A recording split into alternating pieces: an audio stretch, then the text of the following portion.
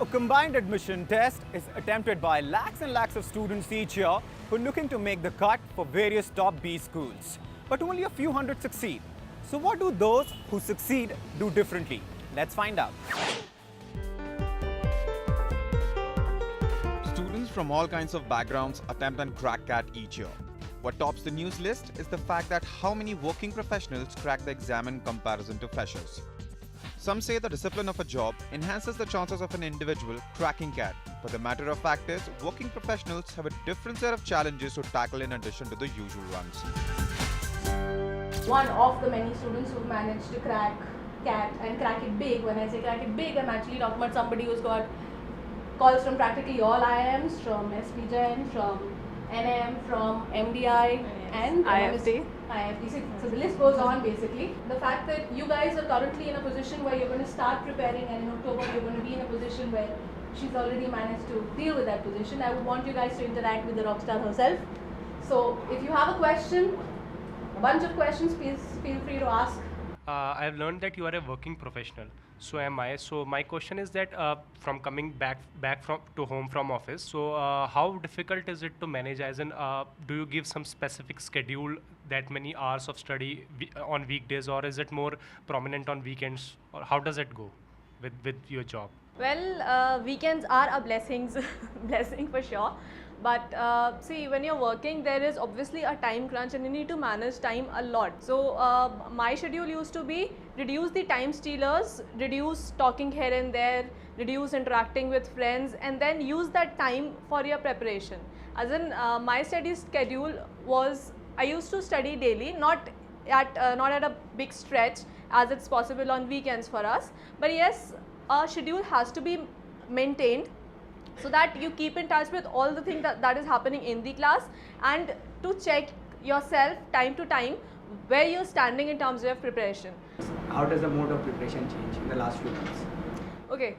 While preparing for CAT, I'm sure you all are aware the preparation starts somewhere near February, March, April, when you decide you have to give CAT this year, right?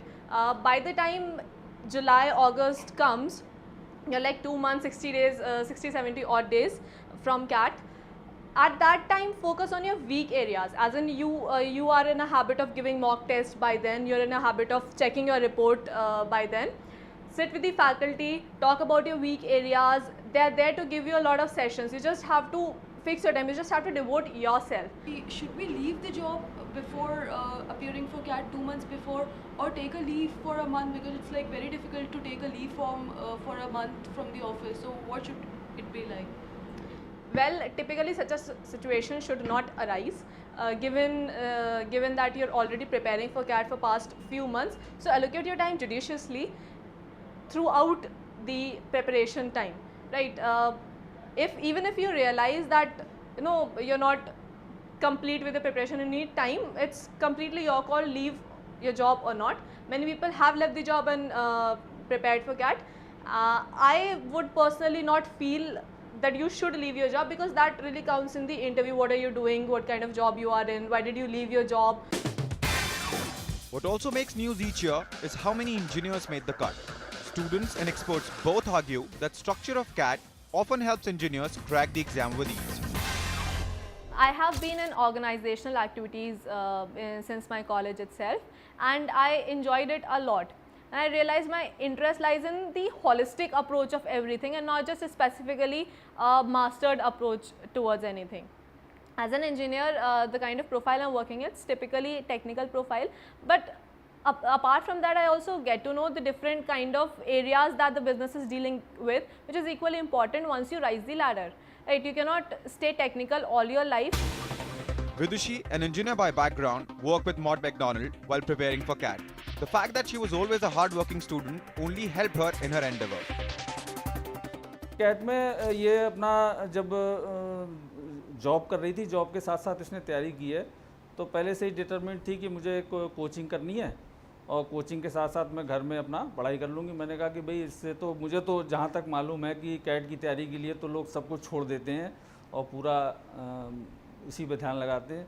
बोली नहीं, मैं अपने job के साथ साथ इसको कर लूँगी। तो बड़ा इजी वे में इसने जब पढ़ने बैठती थी तो फिर सब कुछ भूल जाती थी और उसके बाद जब सोती थी तो फिर खूब सोती थी। Help in the form of coaching, Vidushi says, help us especially in the verbal section of the exam as that was her weak area. Well, a simple strategy was follow your teachers religiously. What all they used to teach in class, I used to come back and revise that, and I used to get strong in the fundas in the first few months when I decided to give CAT.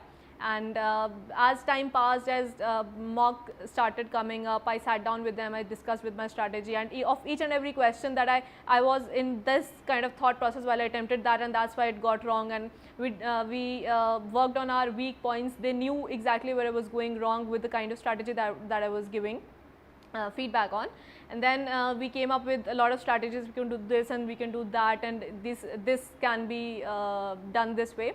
And similarly, after a lot of hit and trial, and I actually got my correct strategy to crack CAT.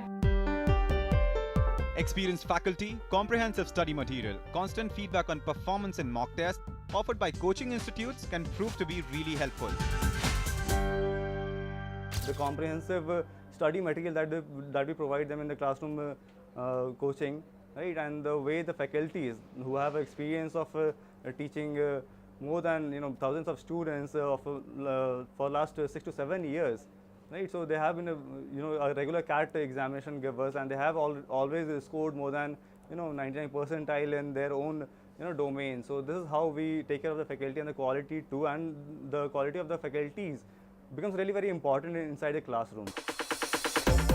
While all students appearing for CAT have one common goal, the paths they take, despite possible similarities in terms of their educational backgrounds, are different. But it is the attitude of the aspirants that separates wheat from the chaff. Never be casual in anything which you do.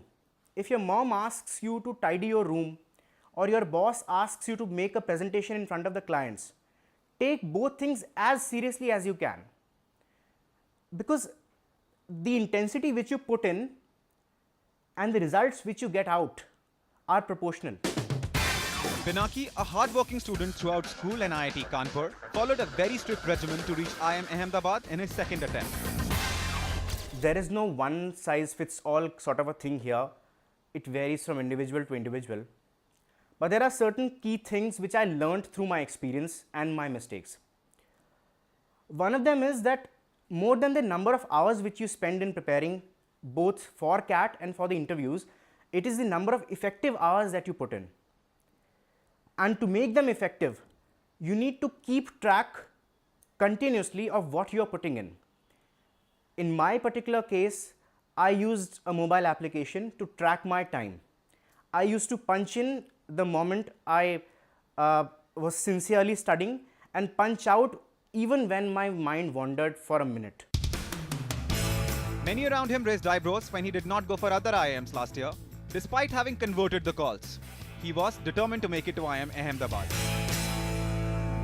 Once he was determined to give himself another chance for IIM Ahmedabad, then we were with him, and he spent another year working very hard for CAT and then for interview. Then luckily succeeded. One question that CAT students with engineering backgrounds are often asked is that why management after engineering? And Pinaki believes that instead of wasting country's resources, in fact, an engineer from a premier institute only becomes better equipped to serve the nation after a degree in management. I think the broad expectation the society has from an IIT or an IIM graduate is that these are people who have all the brains and skills to take up challenges of national importance and then work hard towards solving them. And this is my personal opinion that if an education in management and business, if done sincerely, can actually complement the technology knowledge and not nullify it.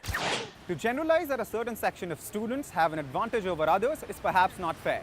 But one thing which can give anybody a clear head start is the clear knowledge of one's goal and the sustained and determined effort towards it. Join us for a lot more on the other side of the break.